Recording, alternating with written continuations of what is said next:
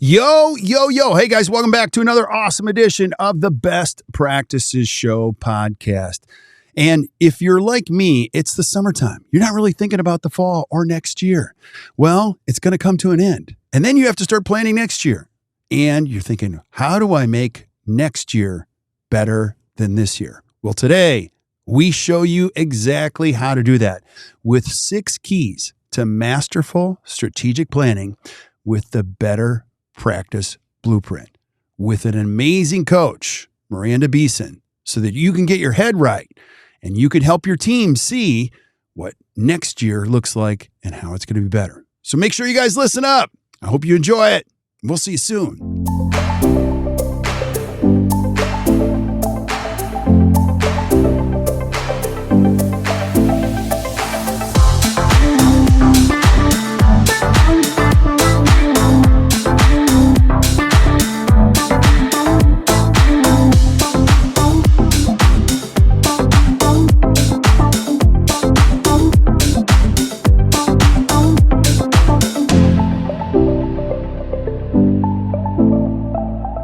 Hey guys, welcome back to the Best Practices Show podcast. Have you ever thought to yourself, how do I do this strategic planning thing and create a better practice and a better life and maybe a blueprint that goes with it? Well, today I have an amazing coach. Her name is Miranda Beeson, and we're going to be walking through the elements of how to set up a strategic plan. You can eventually master it if you start this process and create a better practice blueprint for the upcoming year. At the end of the podcast, I'm going to tell you about an opportunity where you can come hang out with us. And one of the coolest things that we do, it's called the To the Top Study Club. It's one of my favorite things of all time, where we get the best dentists in the country that have practices just like you trying to figure this stuff out. That's on October 20th and 27th, which is a very peculiar time because it's not December 30th and 31st, where most dentists are trying to figure out next year. You can sit down in a room with other dentists and we'll facilitate the whole process. It's one day. Come on. And we'll show you how to set goals and achieve them in your strategic plan. So, Miranda, thanks for being here. I'm so happy you're going to decode some of this for us. Thanks so much for having me. I love coming on the podcast, and this is one of my favorite things to talk about too. So I'm ready for it. I love it. I love it. And as always, this is a big topic. It's crazy important that you figure out a methodology, but let's talk about the why. Why is this so important? Because you coach a lot of great practices. I do. And the why behind this is if you don't have a plan and you're not intentional about how you're approaching this next upcoming year or each year that you enter into, it's going to look just like the last, maybe even a little bit worse. So this time of year is the perfect time to be looking at it because, summer has come to a close. We're coming to the fall. Like you said, why wait till December 31st to try to plan out what we're doing next year? Let's get a head start on it now so we have the time that we need to really strategically and intentionally plan for what do we want to do next year. If we don't reflect backwards into the year that we're in so far and see what's going on, we can't really provide clear direction for what we want to do next year. And that's what our team needs from us as leaders. And for the practice owners listening, that's what the team needs. They need to know, what do you want from us this year that's new or different from last year? And how can we help you get there? So, if you want to bring your practice to the next level, if you want to elevate, if you do want to grow, and who doesn't want to grow, you really can't wing it. You can't shoot from the hip if you want to be truly successful. Yeah. And I'm so glad that I'm listening to this podcast. I'm actually part of it, but I will tell you 26 years of having this great company. I mean, the first 18 or 20, I was the anti-hero to this, to quote Taylor Swift, in this whole process. I don't even know if that fits, but I would do all my planning in December. My whole goal was get to December 18th. I just want to get to December 18th. And then we would enjoy Christmas. Then I'd feel miserable. And right around December 26th, when everyone's feeling miserable with me, I'd be like, okay, let's set some goals. And you can imagine how thoughtful that process was. And then also, too, you said without reflection and intention, I would just set up arbitrary goals. They had nothing to do with the past. It was just all about the future. And what you ultimately do is you destroy trust, which I didn't know I was doing, is I'd come up with these wild and crazy goals on January 4th and go, welcome back. Hope you guys all had a great break. Guess what we're going to do this year? And they're like, oh no, seriously, bald guy's at it again. So don't do that. Don't do that. Yeah, and don't wait till January. Some people wait until it is the new year to start setting goals. They're like, let's just get through this year and then we can get there. And now it's January and then it's February and then it's March and now you've lost an entire quarter and haven't even had a good start. So certainly the time is now. Totally agree. Totally agree. So where do we start with this process? Give us step number one. So step number one is if you don't have one, make one, a core purpose. What is your why? Now, if you already have a core purpose, like a lot of the clients within our coaching community might already have that in place because they've worked with a coach to develop one, then revisit it and make sure that your why is still true to the core of who you are. So, I'm a big Simon Sinek fan. I know you are too. Yes. And so he has the book Start With Why. And the truth of the matter is that should be the starting point for everyone when they're looking at any facet of building their business. When you look at, he gives the example in the book of Apple. And if you were to just say, like, we make these really cool computers, some people would want to buy them.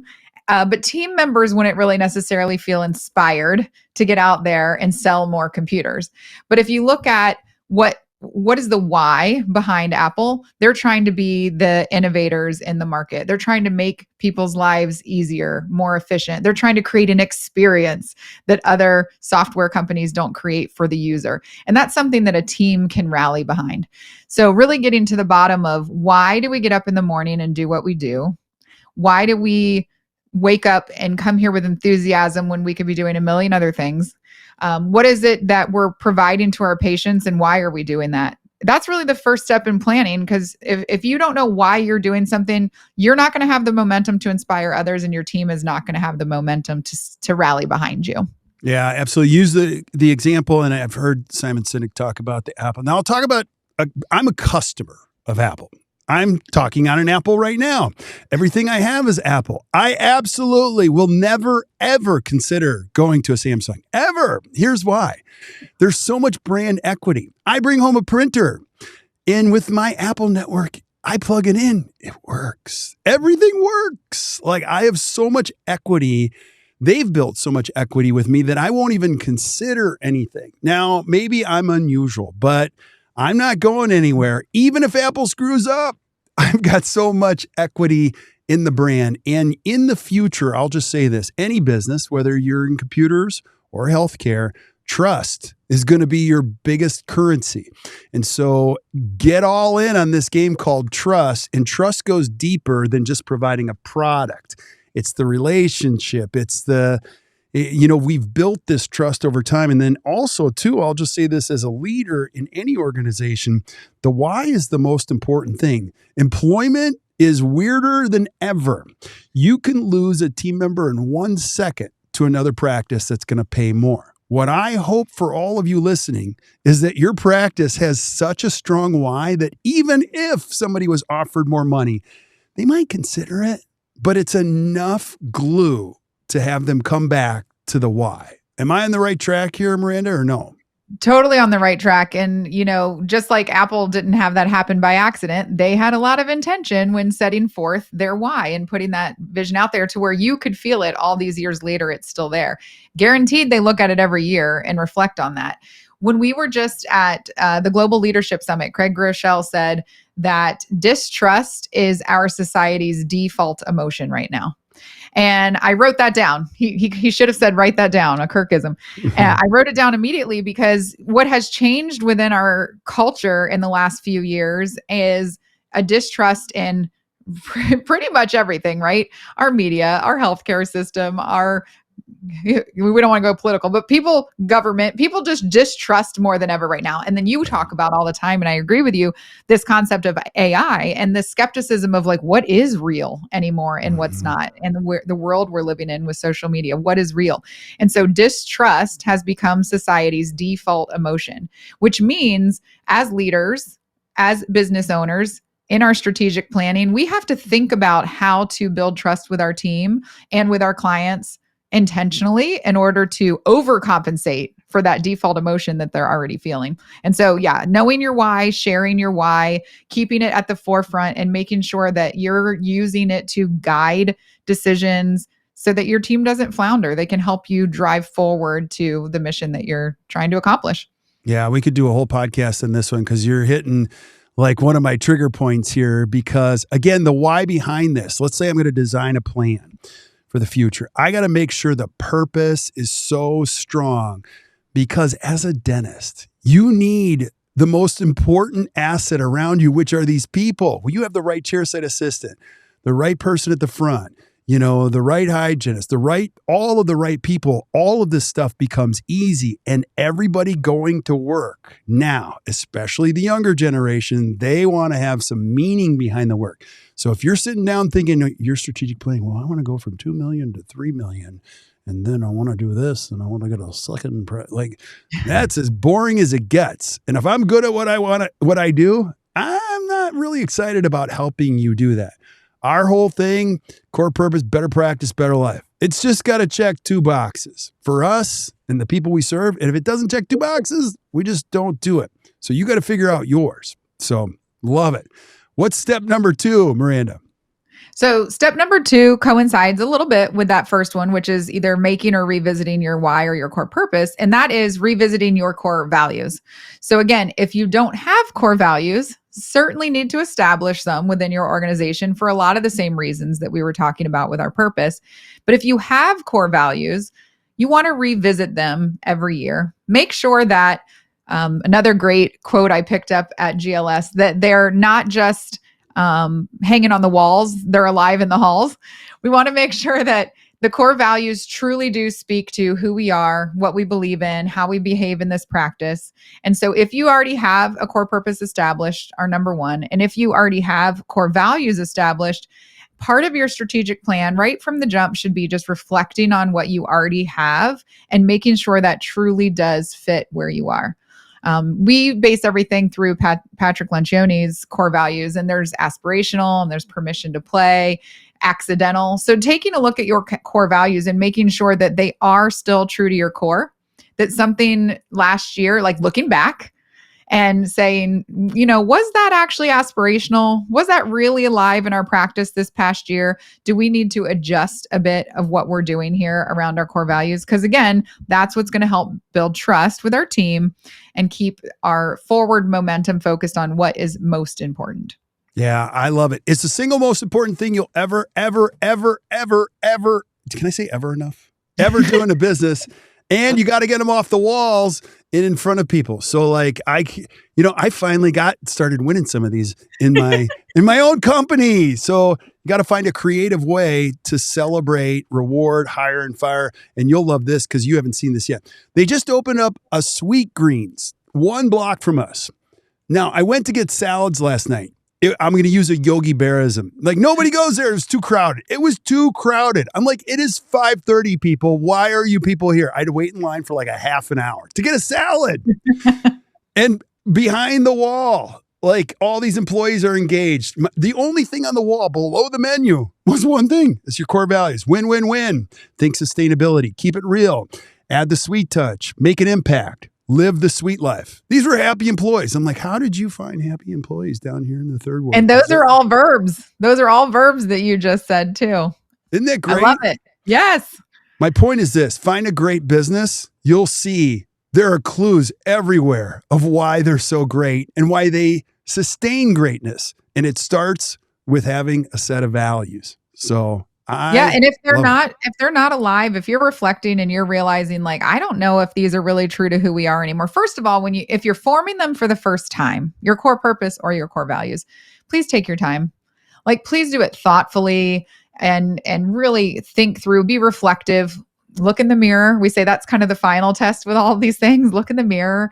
Do you also model these behaviors? And do you truly believe in this why? So if you're starting from scratch with your number 1 and your number 2, that core purpose and core values, really take the time to thoughtfully think through these. Don't just go online and Google what someone else's core values are. Or, hey, I like that practice. Let's see what their purpose is. This should be true to you and who you are as a business owner and what you want to leave as a legacy when you are all done here on this earth. So looking at it really thoughtfully and designing them uniquely to who you are, because then you're reflecting your true self to the team, and you will find those people, or those people will find you, that believe in those same things, and you'll be off to a great start. So modify them if you need to.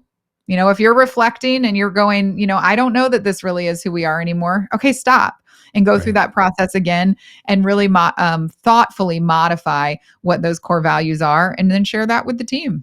Right. That is so well said, Miranda. Like, you have to, this is the hard work. Like, I'm not going to sit here and tell you this is so easy. This is really hard. That's why you need the help of a coach, a leadership team that can punch you in the face every once in a while. I mean, not physically, but like tell you like, you're not walking the walk here.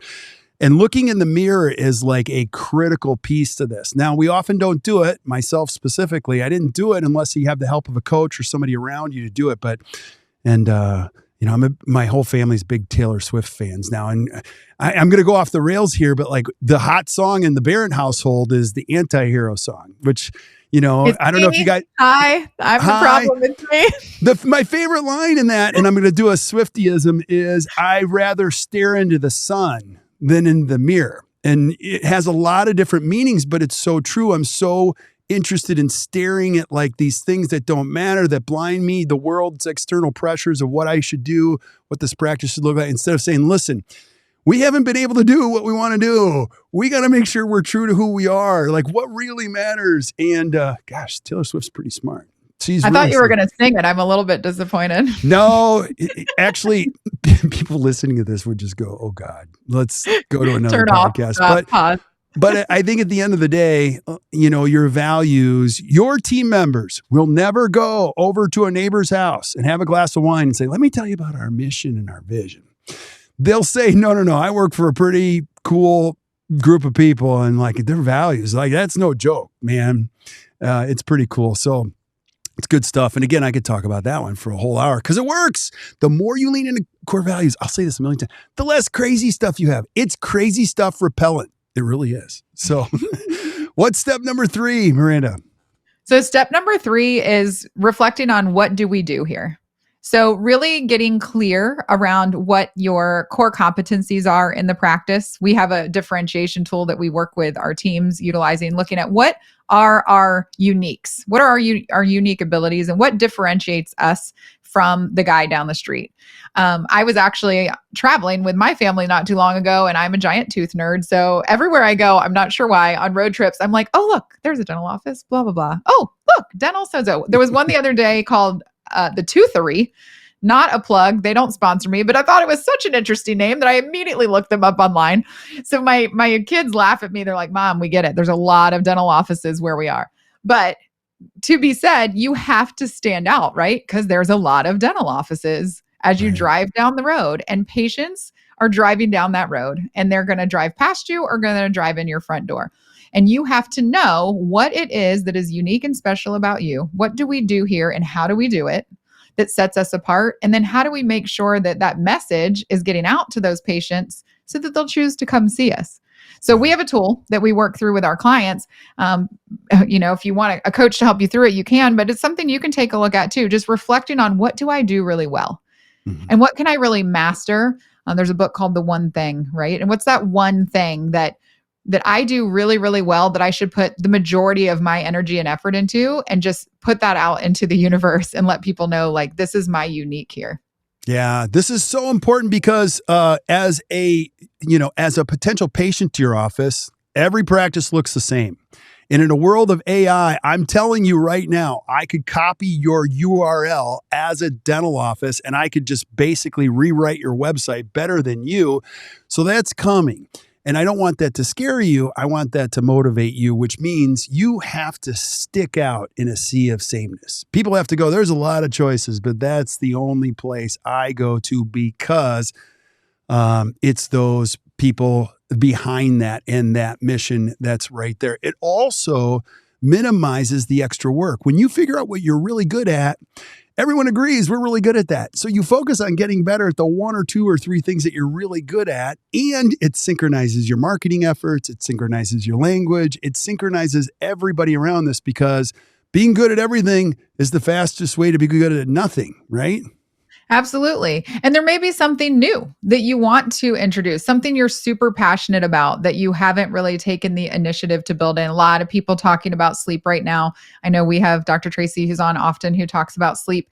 And when you're contemplating something like that, or you go to a course and you get back into your humdrum life, it's really hard to implement that. But part of your strategic planning, when you're stopping and you're sitting down and you're looking at what do I want next year to look like, you're looking at what do we do now really well? What could we maybe not do anymore? But what else could we do? What could we introduce that would bring a new passion or innovation into the office? And then again, not only are you setting yourself up to look attractive to potential patients, as long as your marketing coincides, which we just mentioned, but your team too. It's really great for your team to also be on board with, you know what, this is what we do really, really well here. Yeah. Again, I could spend a whole hour on why this is important. Another thing that you'll learn if you do this business long enough is marketing is crazy expensive, and you waste more money than you actually get a return on if you stay in business for more than 26 years. And so what happens is getting this proposition right limits the loss and actually gets you the ROI, because all of your efforts, again, are synchronized. And you can look at a marketing plan and go, that's pretty exciting. Like, that is us. We can stand behind that. It's not just an agency or a marketing company coming up with some Instagram posts for us type of a thing. And I have one more thing to that too. If you aren't like the implant king, that's fine. If you do really solid general dentistry, your one thing may just be the patient experience. It might be how we treat people here is the one thing. That's what we do. We have a different experience than you're going to get down the street. So it might be, I do great crowns. I do great general dentistry. I refer out on my endo. I refer out on my oral surgery, the flashy stuff that, gets talked about more often. But your thing that we do well that sets us apart could be just how we treat people and how people feel when they leave our practice. It could be as simple as that. So I just wanted to put that out there. There doesn't have to be some flashy new thing that's going on in dentistry. It can genuinely be just doing a really good job with some general dentistry, but treating people exceptionally well so that experience stands out. I love it. And you know how you mentioned you're a tooth nerd and you take all these photos when you're everything. And you mentioned the implant king. I've never seen that. But if you ever see a practice that says the implant king, you got to take a photo, because I want to see what that looks like. I don't know. That would be an interesting one, wouldn't it? But your point is like spot on. Like, what are we good at? Let's build some purpose and some power behind this whole differentiation. So now we're going to start to transition into the application. What's step number 4? Because this is all great. How do we put this into play? Yeah, so we have to look at how will we succeed. So step number 4 is how do we know if we're being successful? What are we going to measure? How are we going to measure it? You have to start by looking at where the data is coming from now, right? Like reflecting backwards. Now, the facts reflect the past, not the future. But if we don't look at the past, then how do we know, like you said, you just lofty goals, just throw them out there and see what happens, versus using the data that we do have and then seeing where we can grow from there. So step number 1 for how we will succeed is let's look at how successful we just were within this calendar year. Now, if it's October and you're planning or starting your strategic planning, you're going to have 3 quarters. You're not going to have a full year. That's okay. We can make some predictions. But that's the first step is really looking at what we've accomplished so far. What did we SWOT, right? Strengths, weaknesses, opportunities, challenges. What can we look back at that went well or didn't go well so that we can start setting new goals and targets for the upcoming year? And so that's really the next step in it is once you have a chance to reflect, now we have to set new goals and set new targets. We work through looking at our successful outcomes first. What do we want to see happen? And then work backwards into developing some goals and then KPIs or targets that are going to help us measure whether or not we've accomplished our goals. Yeah. And this is way bigger than just saying, I want to go from 1 million to 2 million to 3 million. There's a lot of specific language behind this, steps and understanding goals and targets, which you'll hear in the next podcast. with Heather Crockett is critically important. And then here's what's really cool around here. My team, who's amazing, and Miranda's just a straight shooter, they'll send me like messages or quotes and I'm like, oh my gosh, it's so good. And so one of my themes, I'll go transparent with you guys. Like I'm working on a lot of stuff. One of the things I'm working on as a leader here is don't expect perfection. Just work on progress. Well, I love that. And you got to frame it up right. And then you sent me a quote from Dan Sullivan. Can you share it? It was awesome. I made a slide of it right away. What was it? Oh gosh, I don't know if I know it off the top of my head. I'm going to misquote him. I'll just quote it for. Do you have it? Yeah. You don't even remember what you sent me. It was awesome. You said, progress cannot be measured into the future. It can only be measured in the past. Now, that hit me right in the heart because this is what I did for years. I was like, I'm just going to pick this goal and we're just going to go that much further from where we are. You know what I mean? Instead of saying like, realistically, we've never done that, you know? And you have to celebrate your accomplishments. And part of me transparent. Part of me sending you that was, I know you aim for perfection, and that is awesome because that means we're going to be better than most, right? Because our goal is perfection. But you also have to stop. It's also that gap in the gain concept of you have to stop and celebrate what you have accomplished. So you have to measure progress by how far have we come from where we were. Yeah. Right. It can't just be, but we're not here yet. Yeah. But we're here today and it's not where we were 2 quarters ago, 1 quarter ago, 3 quarters ago. So yes, there is something to be said about progress and being able to celebrate that along the way. And if you aim for perfection all the time, you're going to be disappointed. Yeah. So you have to aim for small incremental improvements.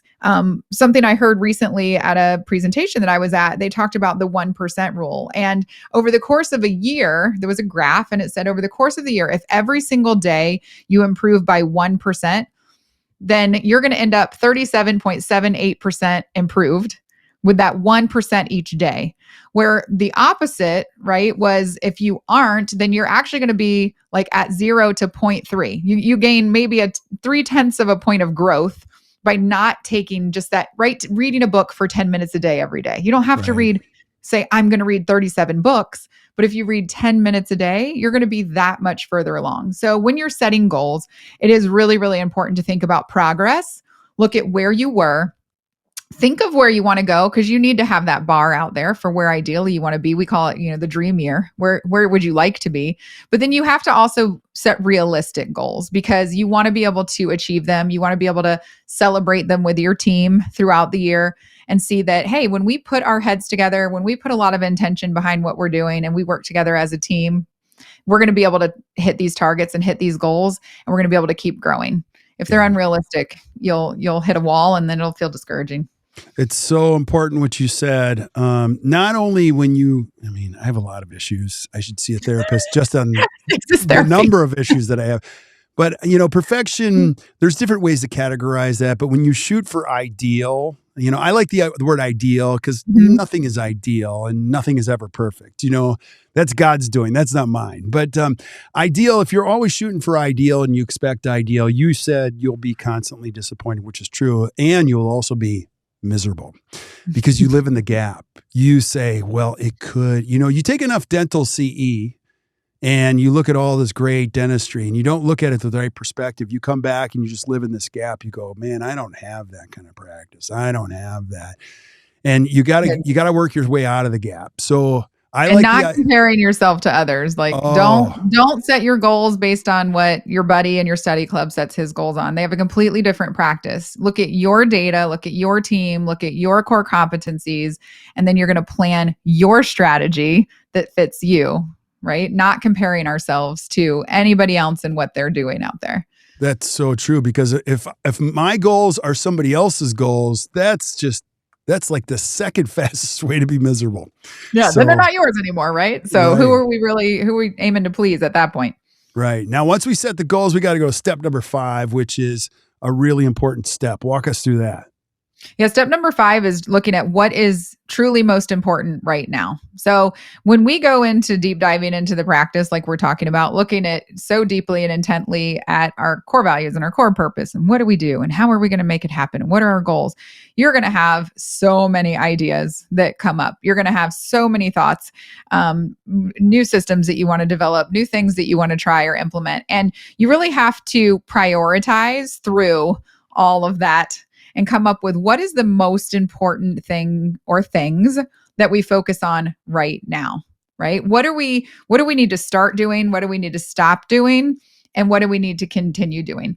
The things that you need to continue doing are usually the easiest, because if they're already working well and you're just going to continue them, you say, check that box. We don't need to really modify anything there. We're going to just keep those in play. But then we have to look at what do we want to start doing and stop doing, and prioritize how are we going to actually take initiative on these things? Because you're going to be gung-ho in January, but you can't do it all by March 1st. Yeah. So just remembering, like, there's 4 quarters in every year. And if you break things up into monthly or quarterly goals, obviously we're tracking that really weekly and keeping your eye on everything. But knowing that you have 4 quarters to accomplish all of these things that you want to accomplish, throw some things in the parking lot, put them in that idea parking lot. We're going to come back to that middle of the year, because right now this is the most important thing, or these are the couple of most important things that we're working on right now. Yeah. Again, you're hitting a hot spot with me, because this is where you need the help of other people, because I think everything is important right now. If I had sticky notes, they'd be everywhere, because they're all important. Well, not everything is important. And that's why the help of a great coach can say, look, that is important, but that's not the most important right now.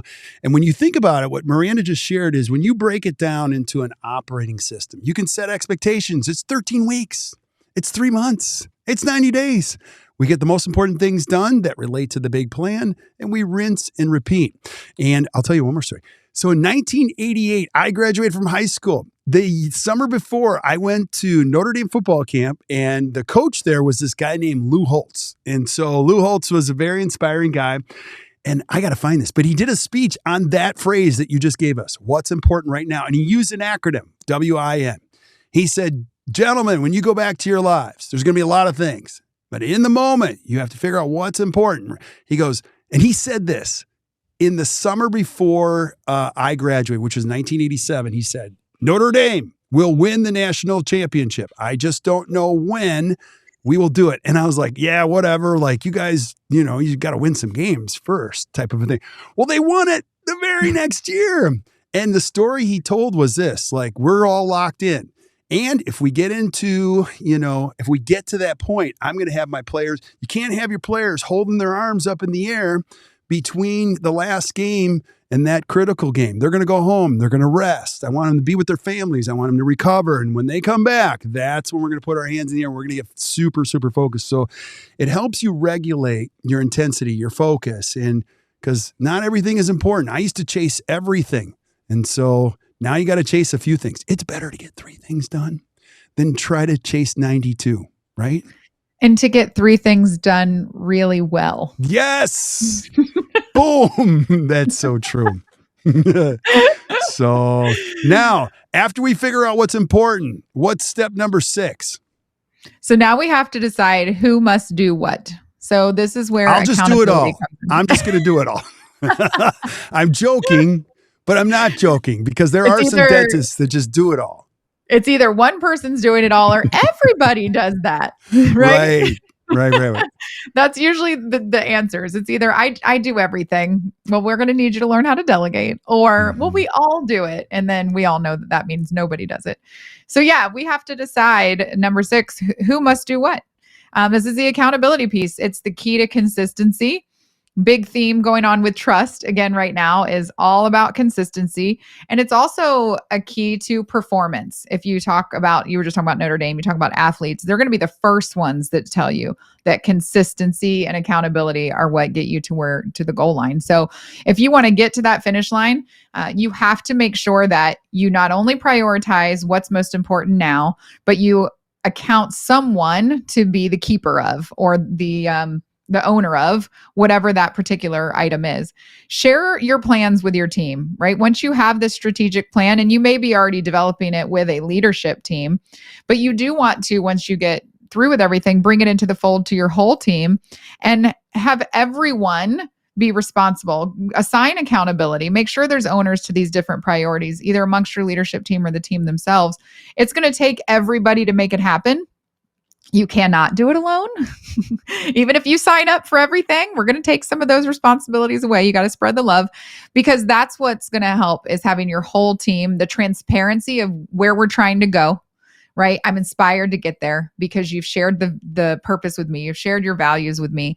We have a path. You have made it very clear. You've charted that course for us. And now we want to help you.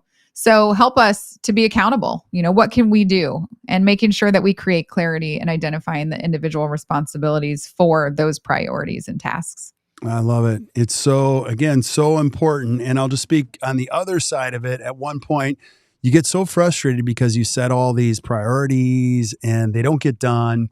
And what you ultimately find is, a couple lessons you mentioned before. When everybody owns it, nobody owns it.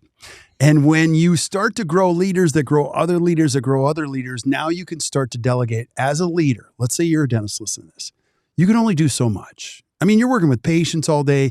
You've got to build an organization where you go, I think through this and I create a few priorities, and then I give these priorities to people that can finish things predictably. And I let people grow into those positions. What's really fun is they give them back to me in better shape than when I gave them to them. And it frees up so much of your time. And what you'll find is when you find the right people that do that, they go, I did this. And you go, great job. And then they go, I think I can do more. And you go, what? Like, that's so cool. Like, yeah, they believe in themselves. And you can't, as a leader, here's your challenge. Say more with fewer words. Get more done in fewer hours. And you have to incorporate this clarity around who's going to do what. And they love that response. You think sometimes they don't love it. I mean, some people love a bigger responsibility than just turning over a room or doing a hygiene appointment or checking out patients, right?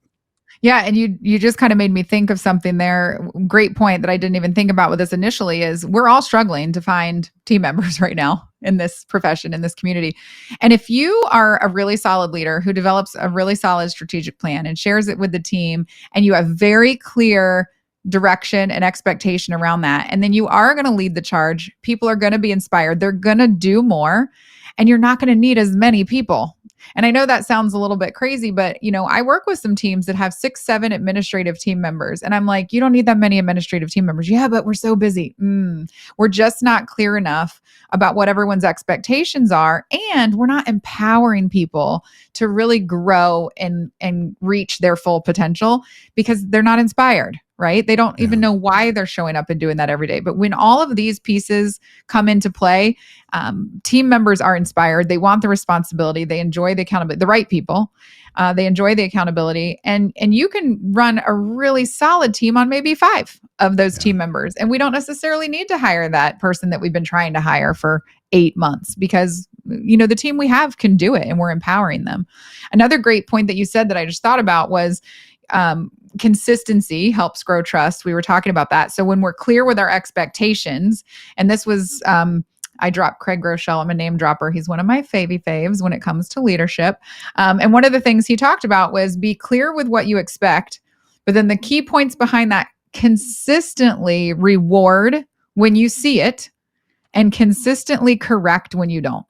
Wow. And I think those are the big misses from most of our teams. One, if the expectation's not there, our big thing here, E minus R equals C. Expectations minus reality equals conflict. And conflict always becomes crisis if it's right? If it's unresolved. Yeah. There you go.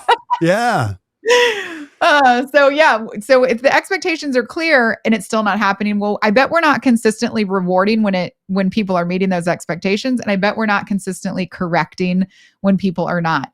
Now, there's finesse to how we correct, right? So that's a whole nother podcast, but it's the consistency piece, being consistent with our expectations and then rewarding consistently when we see them, and then consistently correcting when we don't see them. If we let it slide 3, 4, 5, 6 times, it's that much harder to correct it later. So when we have this plan in place and we have a clear focus on what we want to accomplish, the accountability is there, the expectation has been laid out. Now it's our job as leaders to consistently reward our team when they're following through and meeting those expectations, and consistently course correct when they're off track. I love it. And again, these are so many thoughts. Consistency was and still is my biggest problem in life because I love to go with the flow, change directions, all of that kind of stuff. Consistency is also one of the critical variables to trust. And so our coach, her name is Jamie. I quote her all the time because she hits me right in the heart when I need it. She said to me, the signature of mediocrity is chronic inconsistency. And like she said it to my face like 3 times. I'm like, are you saying that to me specifically? She's like, yes, you have to be consistent. And so what Miranda is sharing with you is a process. You know, when you stick to this process, the rules behind the process, it really works. People start to expect things. You start to see things get better. You get out of mediocrity. You start experiencing things you've never experienced before. People trust you. They know what to expect from you. They know what you can expect from them, you know, all that kind of stuff. So we're not making this stuff up. You know, this stuff actually works. And so I love it. Miranda? Well, and like you said, it's hard work, but I would just challenge you to say, like, how bad do you want it? How bad do you want to live that better life? All it takes is making a better practice, which just takes some strategy and some intention. It's hard, but if you follow the recipe, it's not that hard to get there in the end if it's what you really, really want. Who wants to be miserable every single day, right? Yeah. So you have to just take the initiative and say, I really want this for myself and I can do it. And I have a team that's going to support me in the process. Yeah. I'll just go right to the chair in an operatory because you said hard work. Like, it's really hard work building a healthy dental practice and putting the right people for your practice in those chairs and keeping those chairs full.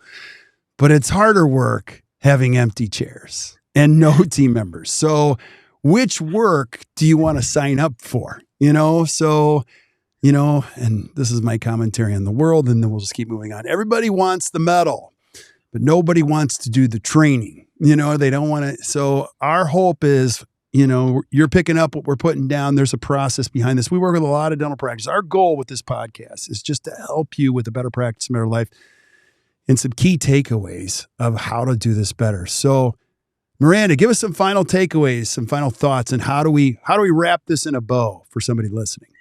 Yeah, so classic, tried and true, right? If you fail to plan, you are planning. You're just planning to fail.